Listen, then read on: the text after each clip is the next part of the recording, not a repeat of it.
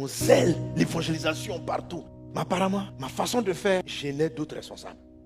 Parce que moi, j'étais pour l'NSCP, il y en a qui étaient à l'INSET, différentes écoles, et puis ça parlait des lycées et collèges. On était tous sous le même pasteur de la jeunesse. Et un jour, il y a une réunion de tous les responsables. Je ne savais même pas qu'il y avait la réunion. Donc, à mon absence, une réunion. Le sujet, Mohamed Sanogo. Réunion sur moi. Le cas Sanogo. Donc, les pasteurs, les responsables. Chacun a dit ceci, chacun a dit cela. Les gens avec qui j'ai ri tout le temps. Je pensais qu'on était des frères. Mais à la réunion, on m'a cassé. Pourtant, je n'ai pas de problème avec quelqu'un. Je n'ai pas de conflit. C'est-à-dire que je m'énerve difficilement.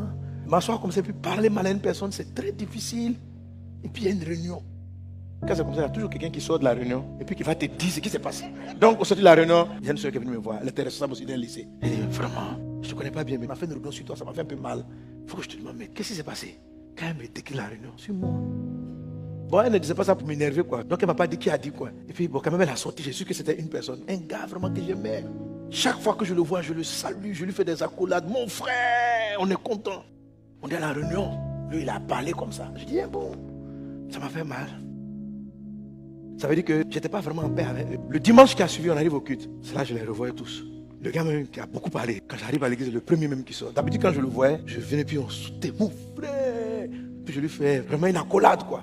Donc cette fois-ci, je l'ai vu. Je fais l'accolade ou je ne fais pas. Fais ou je ne fais pas. Parce qu'il venait vers moi, la forme habituelle. Moi aussi, je dis, bon, je vais faire. Je fais l'accolade. Mais ce que mon cœur a dit dans l'accolade, là, c'est pas bon. Tu viens, tu me salues, ça c'est Judas. J'ai commencé à parler comme ça dans mon cœur. Je fais l'accolade. Quand je me calme, je rentre en cité. L'esprit m'attrape. L'esprit dit, je ne te permets pas d'avoir de tels genre de pensées. Je dis, mais Seigneur, c'est lui qui est hypocrite. Et non. La pensée que tu as eue là, c'est pas de moi. Pourquoi tu le salues en passant comme ça? Pourquoi ta salutation n'est pas sincère? Je dis, il faut que tu le salues de manière sincère. Il faut que tu règles ça. Tu dois pardonner. Je dis, une affaire où j'ai raison. En fait, je n'ai écouté qu'un seul angle de vue. Je vais vous parler des deux angles de vue, les deux approches. Vous savez, le Seigneur dit dans sa parole, tu ne vas juger et accuser une personne que sur la déposition de 2 témoins. Il faut au moins 2 témoins. Au début, je pensais que c'était 2 personnes. Mais Dieu m'a dit que non. C'est 2 approches. C'est 2 angles différents d'une situation. Lui-même, c'est comme ça qu'il est. Vous savez, la Bible dit, quand Dieu se présente, il y a un mot patience. Le mot patience, là, il y a plusieurs sens dans la Bible. On l'appelle arek. Ça veut dire lent à la colère. Avant de se fâcher pour faire parlable, tu es lent.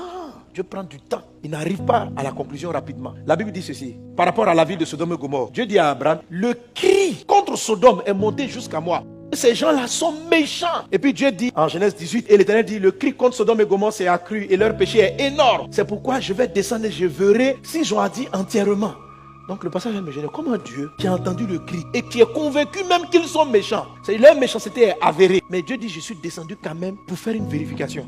J'ai dit, mais Dieu, tu es omniscient, tu es omniprésent. Donc tu les vois. Qu'est-ce que tu viens chercher? C'est ceux qui sont mauvais. Il faut les juger en même temps. Et Dieu me dit, non. Le cri là, c'est beaucoup de cris. Mais les cris criaient contre la ville. Ça fait un témoignage. Mais il fallait une deuxième approche. Et Dieu est parti chercher chez Abraham quelqu'un qui voyait la chose différemment. Quand il voit Abraham était le deuxième témoignage. Abraham dit, non, ils sont mauvais, tout le monde reconnaît. Mais il peut avoir un petit bien. Et Dieu me dit, la paix là, c'est aller chercher dans le mal, dans les gens qui te disputent. C'est aller chercher le petit bien qui peut être caché derrière l'évidence. Je vous ai donné un exemple, que même moi, Dieu qui sait tout, là, si quelqu'un vient et on me fait un rapport négatif contre autrui, si ce que mes yeux ont vu sont négatifs, je ne vais pas m'appuyer sur ça pour couper une relation. Je vais chercher un deuxième angle.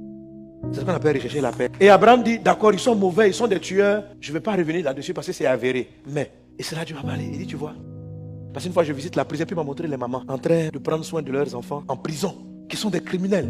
La mère a un autre angle de vue. Tout le monde voit le tueur. Mais même si elle sait qu'il est tueur, elle voit le bébé qu'elle a transporté. Pensez à vos enfants. Il y a l'approche de la mère, il y a l'approche du papa. Qui fait que même si la personne est la plus méchante, il y a quelqu'un qui la voit différemment.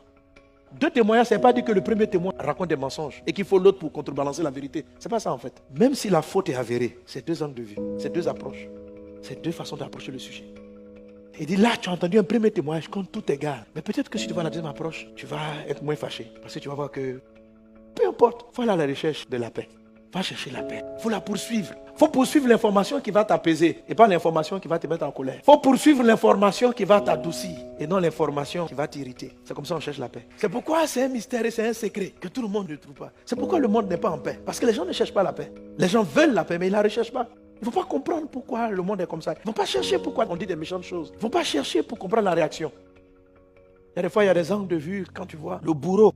tu peux lui trouver une excuse si tu as une autre approche. Et quand tu as ces deux témoignages-là, ça va te donner la paix. Mais le truc, c'est qu'en le faisant, tu te guéris toi-même. Tu arrives à traiter avec les choses qui font que tu te fâches vite. Cette quête-là, Dieu ne la fait pas parce qu'il a compassion du méchant. Il l'a fait pour toi-même. Les choses qui vous irritent, les choses qui vous cassent, les choses qui vous éloignent de vos amis, les choses qui vous séparent des personnes sont des batailles intérieures. Les conflits que vous avez avec votre conjoint, c'est vrai, il a sa part de responsabilité, mais il y a quelque chose en toi qui est dérangé. C'est ce que Dieu veut mettre en avant.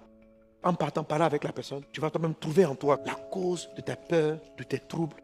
Et des fois, tu cries parce que tu as peur de revivre une situation. Tu es énervé parce que tu as peur que ton mari ou ta femme devienne autre chose. Mais cette chose-là est en train de te montrer ce qui te traumatise. C'est pourquoi tu es hors de toi quand la personne touche ça. Si tu cherches la paix, tu vas être guéri toi-même. Dieu est parfait. Avec Dieu, on a souvent la paix. Mais la paix de Dieu, ce n'est pas avec les gens parfaits. Ce n'est pas avec le parfait. C'est avec les imparfaits qui sont avec vous. Parce qu'on est tous dans ce lot d'imparfaits. Et puis, on se rencontre, on se blesse les uns les autres. Mais il faut qu'on arrive à ce... Donc, tous les foyers, allez à la recherche de la paix chez votre conjoint. Sans palabres, sans frustration, asseyez-vous et parlez et décidez que votre couple sera heureux. Prenez la décision que vous allez finir par trouver les angles où votre couple sera joyeux jusqu'à ce que Dieu vous prenne. Tu veux vivre le bonheur, non? Tu veux bien manger? Tu aimes les belles choses? Qui veut bien vivre? Qu'est-ce que tu dois faire? Il faut chercher la paix, ta camarade. Que Dieu vous bénisse. Que sa paix soit avec toi. Que sa grâce soit dans ta vie. Que sa faveur soit avec toi. Shalom!